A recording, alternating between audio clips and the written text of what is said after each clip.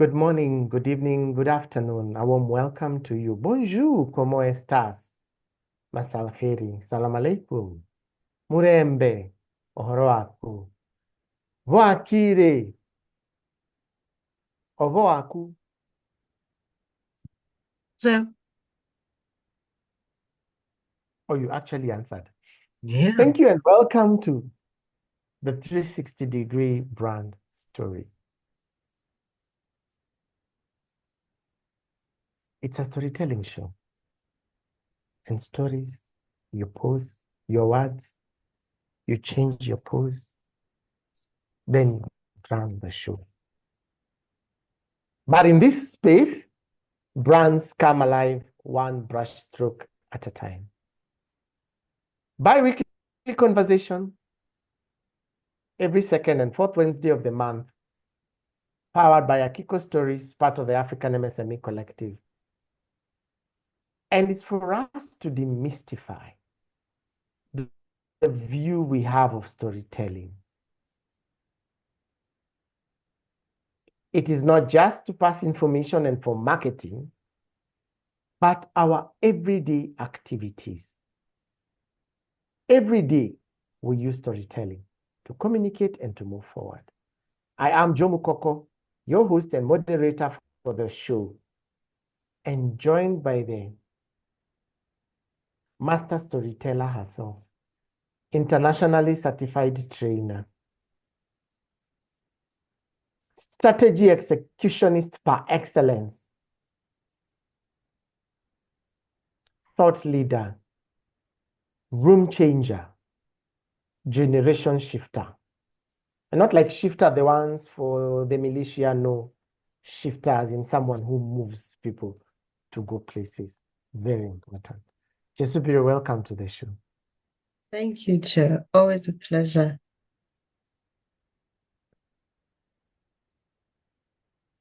It's been amazing working with you this SME journey the last 4 years.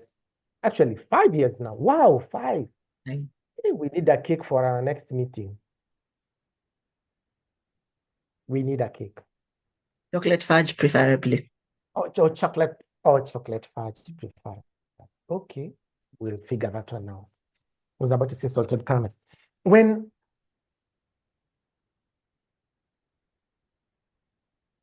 we look at the journey and the way you have been supporting SMEs, from the conversations that you've had with them, and remember, I explained to you one of the things that makes me grab my notebook when we're discussing topical issues to strengthen SMEs. And the sentence goes like this. I would like us to start thinking about what if we thought about, and the words of wisdom flow. That is one of the situations today.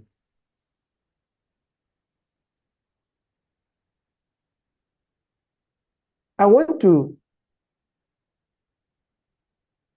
ask of you, what was your aha moment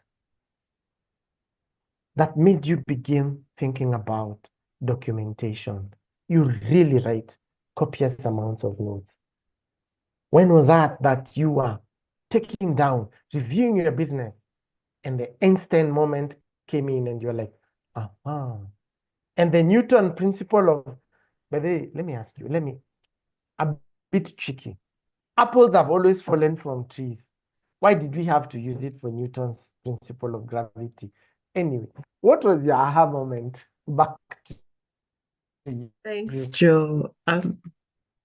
So in about 2009, I first heard about online spaces like Twitter and all those things. But I was in a conversation with a friend of mine who's a communications PR guru, and we were talking about how certain narratives were wrong. And the only way we could correct them was beginning to speak about those narratives. So that led to a 5-year process insane activity on Twitter. We would live tweet events. So I picked up the habit of just, if somebody says something that I don't agree with, I will respectfully put down my thoughts and have a conversation.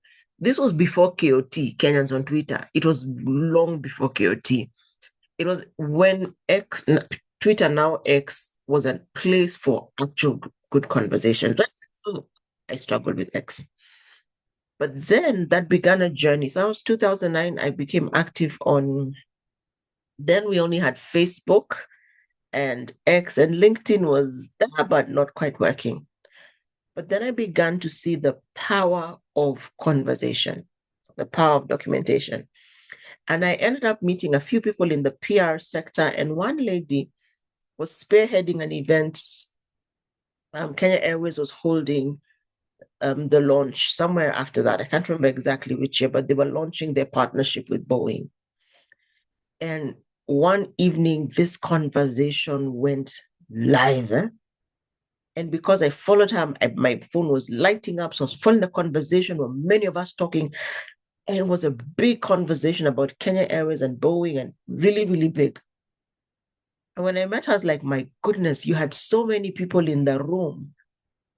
She said we were 15. There were 15 people. Yes, they had all the top execs of both companies who were in country, but the rest of it was done by 3 or 4 of them in the corner, live tweeting the conversations, working multiple handles, and then the rest of us in the following who joined the conversation. And not too long after that, her career imploded because of one decision she made. Leaving one company to go to another just went south. Anyway, what struck me that day and began a journey for me was the power of storytelling. And over the years, as I worked with people, I realized, y'all not writing. Why? So I began digging and looking. Fast forward to 2020, during COVID, my son then was, how old was he? He was like 12. He was in the candidate class, but the pressure of COVID, not knowing when we'll get back to school, I told him just chill. So he was watching a lot of stuff online, and then I began listening to the narrative he was putting forth, and it wasn't quite pro-Africa. I don't know if you get what I'm saying. It was all about the reality shows they watched, da, da, da. So I began sitting, I'm like, okay, let's see what these things are. I am that parent. I want to know what my children are doing. So in the process of watching what he was doing, I learned and I discovered there was a way they portrayed the kids as the brightest, mom as the cool one, dad as the idiot. So I was like, I'm not doing this thing. But then he said a few things very anti-African. I was like, you're African. So then we began the pursuit of pro-African content. And what I realized, and I'd been telling people, but now it really hit me, is that whoever tells a story first tells it, is considered right. So if I talk about Joe's village and Joe has never talked about it, I am the authority as long as I can prove a few things. That is a jibe to you to start talking about your village. So we began the journey, and then we discovered UNESCO has 3 volumes of the general history of Africa, which they've been working on since 1965. But BBC has taken it and translated it into, there are quite a few documentaries. So we began watching that. And it's the history of the Africans from the Africans' perspective told by our local people. And the reason there was a challenge there is because, one, we are naturally, traditionally an oral culture.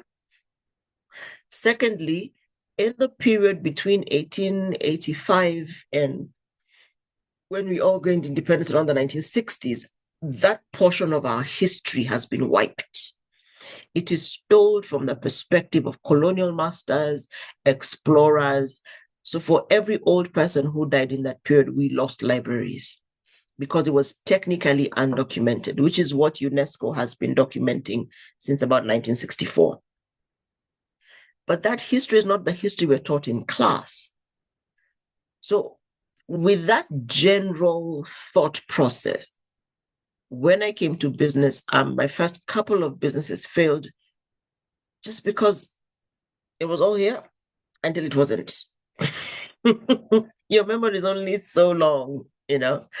Some of us are blessed with photographic memory, but most of us don't have it.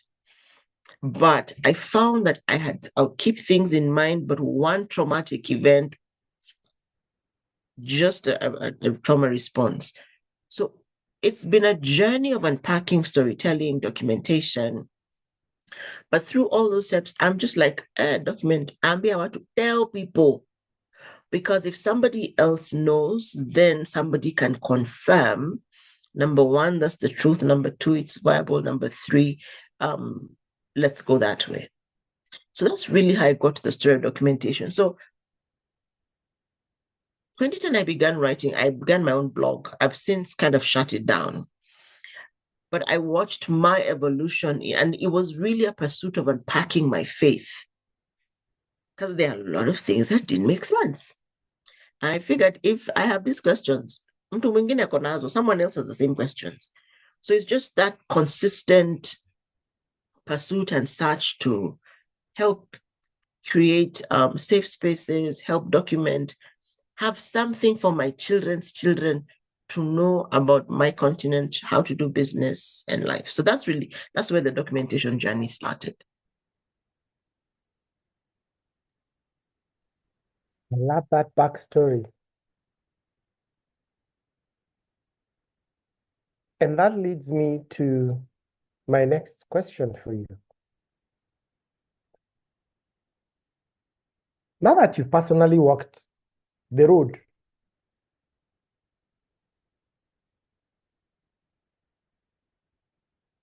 what are some of the tips you would give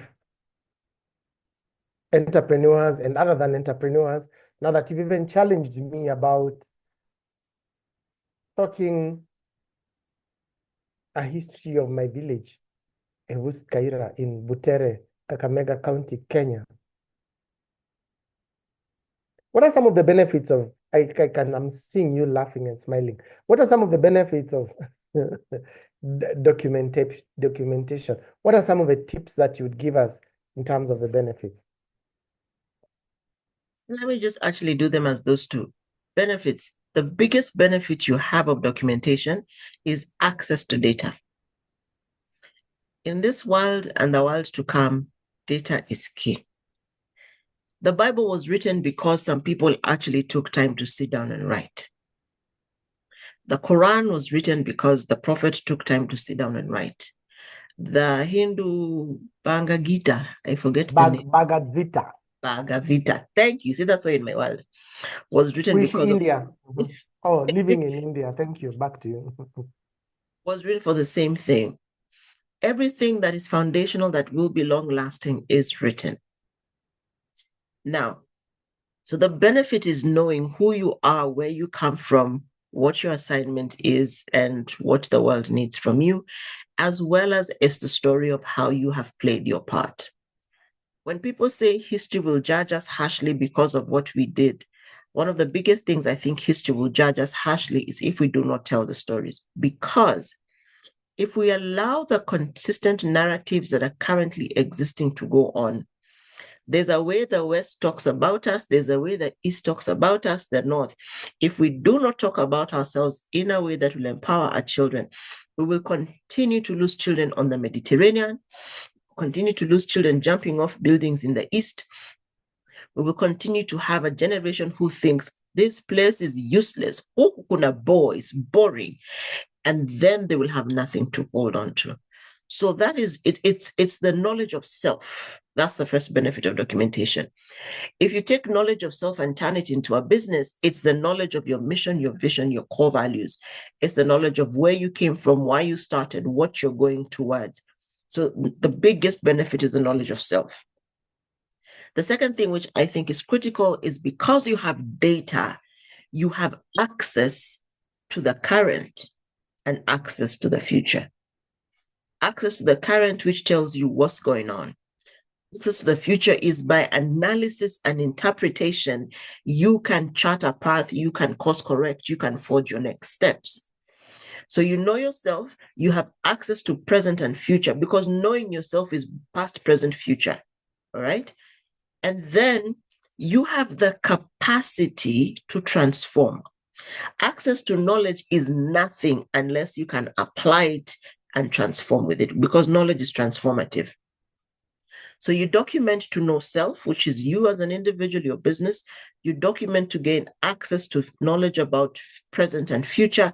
And then the knowledge you have, or the data you have now, helps you become what is needed for you for success. So those are how it's the benefits.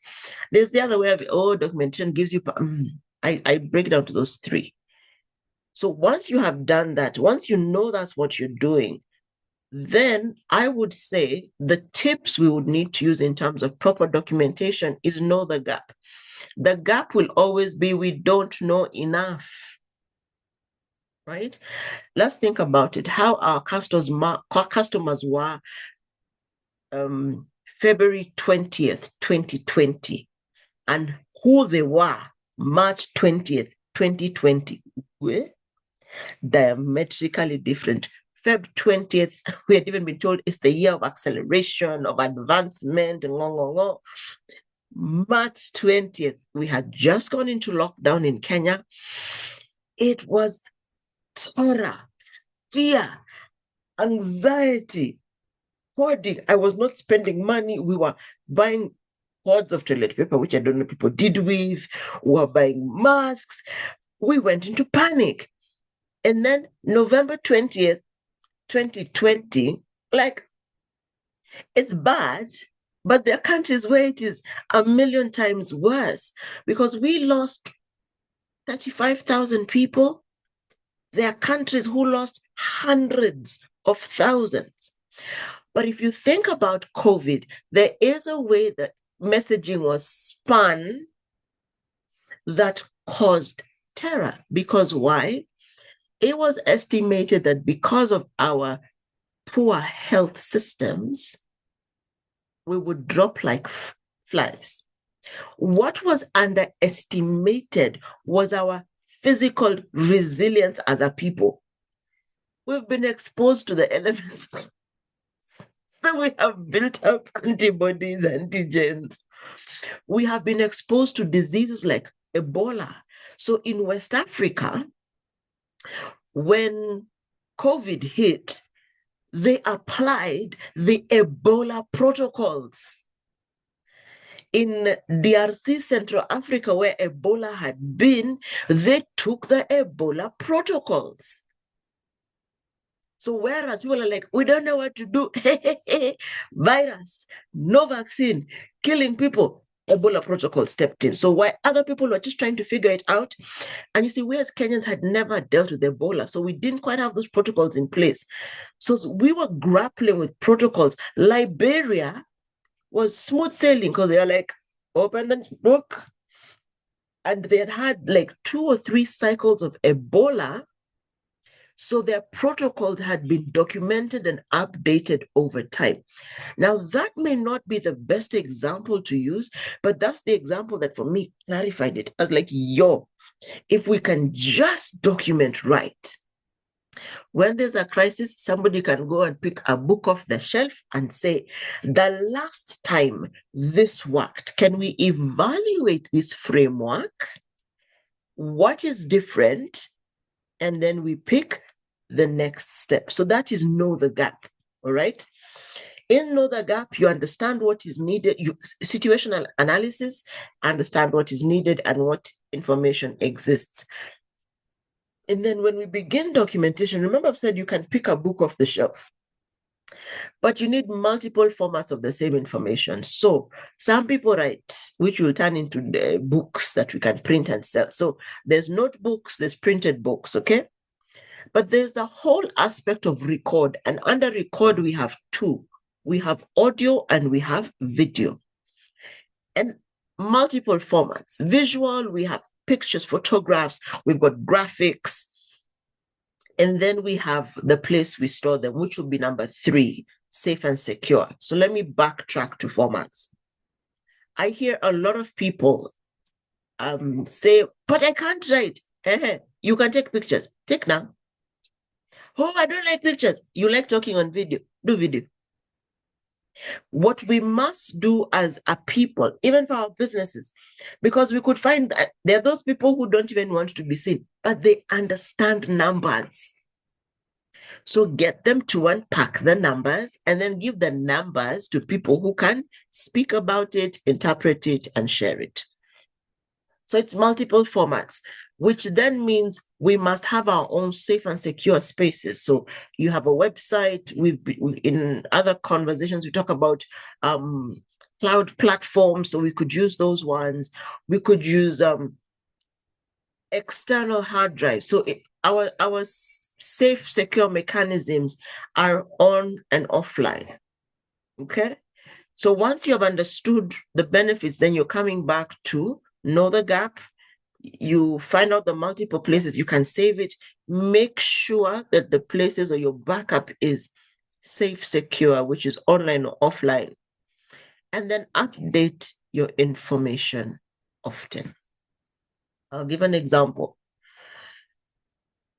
I think you and I went through the 8-4-4 system, which for those who don't understand, it is 8 years in primary school, 4 years in high school, 4 years in university.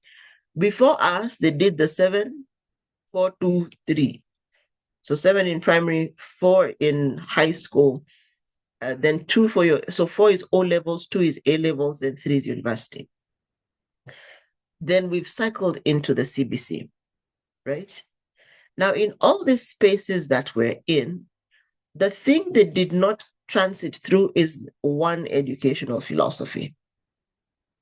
So we're shifting through multiple educational philosophies. Each system has its pros and cons, but we're not quite sure whether the current one, what the outcome will be. And what is the problem? When they thought about the system when it was designed, there's an implementation gap. How do you measure these young ones? So you see, when you do a theoretical exam, there's one marking scheme. Here, we've gone, CBC is competency-based curriculum, which means I am judged on my capacity to draw, but I could be STEM. I could be all on this other side. I could be completely analytical with no creative in me. So the things we have to ensure that we do is how do we update the connection between the three systems? Because the guys who did Form 5 and 6, they have a whole different thought process from the guys who only got to Form 4. 8-4-4s, we did so many subjects. Oh, at a point, we're doing like 13 subjects in school. But we had a lot of creativity forced into the curriculum. We did art and craft, we did woodwork, we did music, we played mandatory playing. Today, the children play on a device, which is detrimental to their physical health.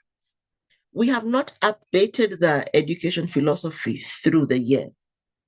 So when I say update often, go back, look at what your founding philosophy is. Is it still the same? Where have the changes happened? Our customers have changed to this. Our people have changed to that. So our curriculum was designed for workers. Now they're all digital. They do not want to lift a single thing in a factory. Is it possible that they will come where we won't have factory workers? Yes.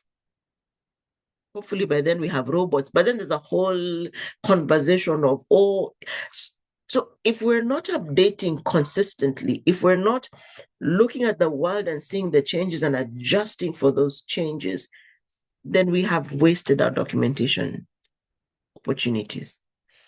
So the reason we tell stories across the board, the reason we do research and interpret and share the information is because of one thing. As human beings, we're always growing to the next level. So we must fuel growth.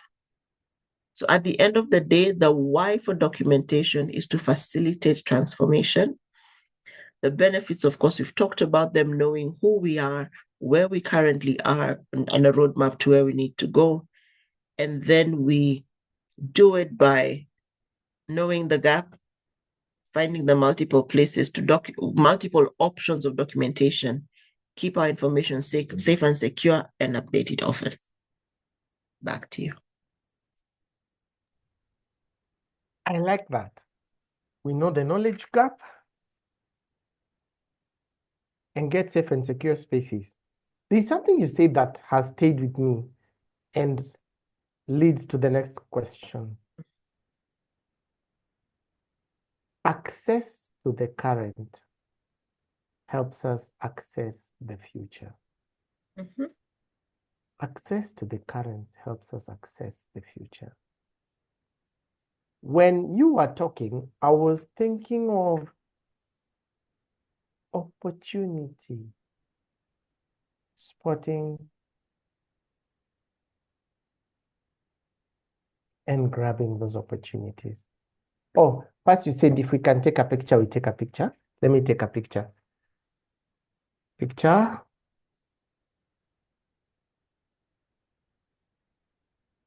You said we can take a picture, didn't you? Okay, taking a picture. That's what you said. Yes. You said, go ahead and take a picture. So I've gone ahead and I've taken a picture. Okay, my fingers are too fat. You said it, not me. Good. That was on a light note. Is there a time you've had to, I know there are many, but just one time that you've had to take an individual or an organization through this process and enable them to spot opportunities that they were not seeing? And how was it? Yeah, so I had a mentee who moved towns, like completely moved towns. Was based in Nairobi, but her husband worked out of town, so she moved there.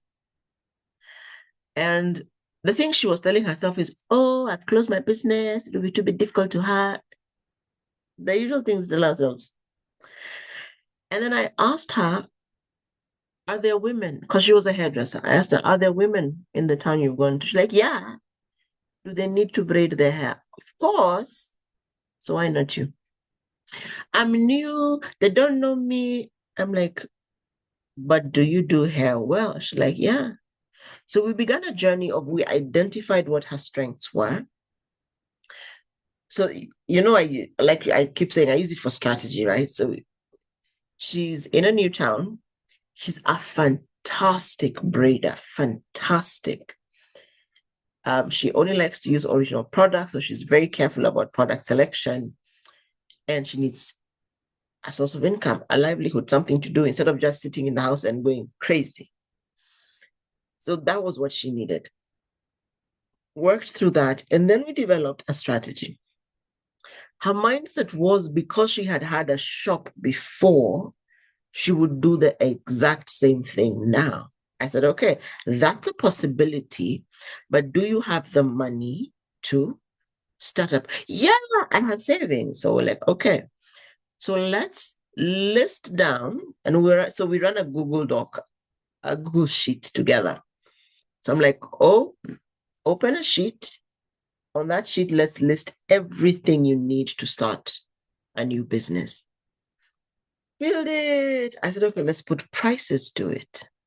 So we filled the prices. Then we came back and we removed every piece of equipment she already had, clustered them together, totaled them, and then the rest totaled them. And then found the difference. And the difference is what she needed to raise. Like, oh my God, it's going to cost me so much more. I'm like, true. So then we sat down and we asked ourselves, what is it that you can do now to help you get there? And we designed a saving plan and we designed a product. So she now offers home-based braiding. Because I asked her, are there women who would love to go to the salon, have their hair braided, but for one reason or another, which could be children, incapacitation, inability to leave the house, who would love you to take your service to them? She's like, yeah, I think I can find. So her Nairobi clients, there are some of them who still want her service. But I can't do Nairobi anymore. So we asked her why. it's far, I need to travel. I'm like, do you have someone to stay with when you get to Nairobi? Yes. So your Nairobi clients, why don't you schedule them for 3 days a month? 3 days a month, come into Nairobi, have them pre-booked so that you can't be coming to do, so let's say you're coming to buy stock for wherever you are or to see somebody, use that time, extend it by a day or two, braid a few people and go back home. So we divided what her monthly income should be, which turned into daily income, how much she needs to generate every day. And then we began looking for opportunities. Oh, marketing. I'm like, what's the target range of your clients? Where are they found? That age bracket, all on Facebook. So I helped her open a Facebook page. No, she already had a page. So we updated the page, made it and figured out she could use Facebook and WhatsApp as her primary marketing tools. First month, she made 3,000. So she left and so we spent about 6 weeks preparing this plan, back and forthing. So when she started the business, let's say 2 months later, the first month she made 3,000, second month 6,000, third month she was up at 9,500, fourth month she was at 15,000. In a new town outside the capital. And so that for her, and then she got pregnant. So she's like, I'm pregnant. I asked her, so kwa hivyo, like my favorite question in Kiswahili, kwa hivyo. So now I asked her, can't you still do clients? You may do fewer, but you can still do clients. So she worked through her pregnancy. She gave birth, and her regulars. Now, this is where it got creative, because she realized if I braid all my regulars just before I go on maternity leave, I have a 4-week window.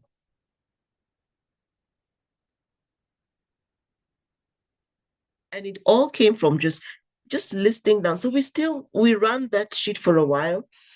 And then, so now when she had that running, she was supposed to be about to launch a beauty shop. And she came back and said, you know what? I want to raise my children. I want to be more present and not have to worry about a shop. So she suspended the shop. Not canceled. She suspended the shop. Because she said, knowing from what I knew from before, remember, you know where you're coming from, and now having 2 small children under 5 without consistent living help, it is not prudent to do that. However, the shop is still in the future.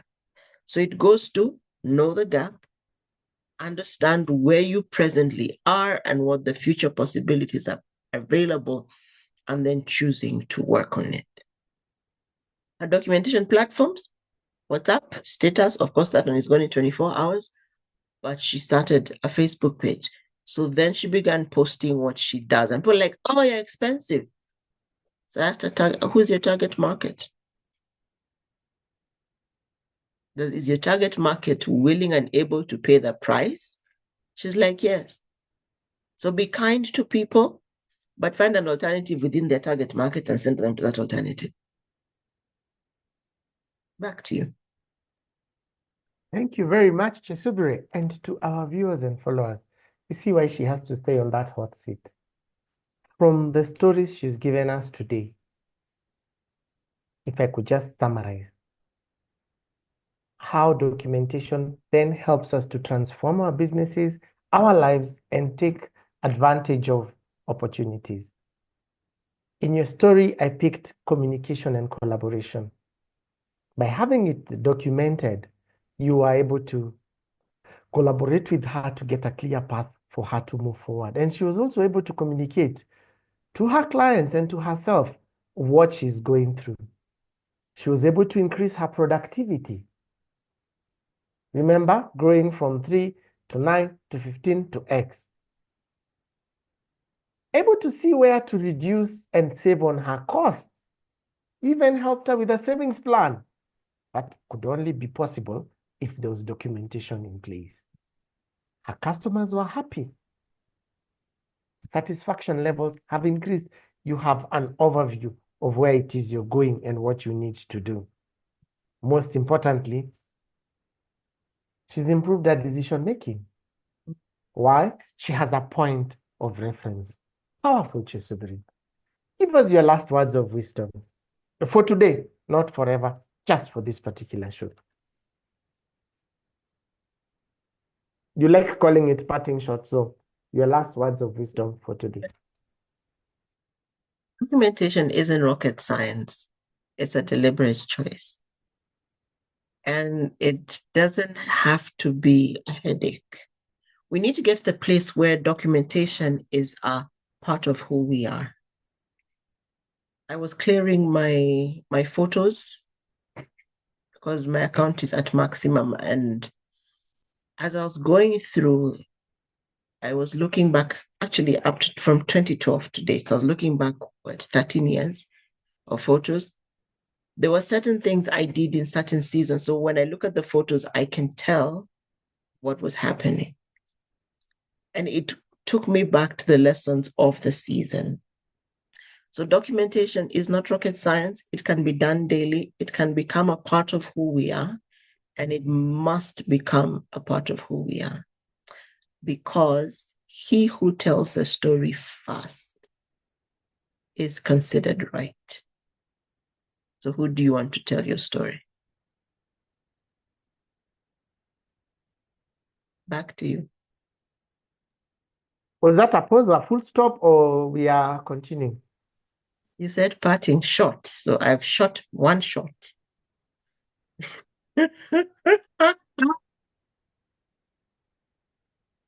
You didn't say parting shots. You said parting shot. Oh my. Ladies and gentlemen, our viewers, documentation isn't rocket science. It must become part of who we are so that our story is not told for us, but we tell our story. This has been and is and will continue to be the 360-degree brand story, where brands come alive one brushstroke at a time. Feel free to send us a message on the chat space, on the link below. Tell us what you would like to hear from us as we hold this conversation every second and fourth Wednesday of the month to help you tell your story. We have just been reminded. He who tells the story first owns the narrative. Would you like someone to own you? No, you would like to own yourself. So follow us on our social media spaces, subscribe to our channel, and most importantly, the nuggets of wisdom that you get from this place, implement them one at a time. One at a time. We have been told everything that is foundational will have to grow, and it has to grow, and documentation will help you grow right. Once again, this has been the 360-degree brand story by Akiko Stories, part of the African MSME Collective. Always in the hot, warm, cold, ice seat, whichever season you choose or where it is you're joining us from, is the one and only amazing master coach, international trainer and facilitator, plus moderator and storyteller, Kyesubire Greg. I have been and I remain, for now, unless I get a letter telling me otherwise, your host, the original Joe Mukoko. Have a good evening, have a good morning, have a good afternoon, wherever it is you're joining us from. And let's keep it real. Let's tell our stories. Let's keep on building our communities. Thank you.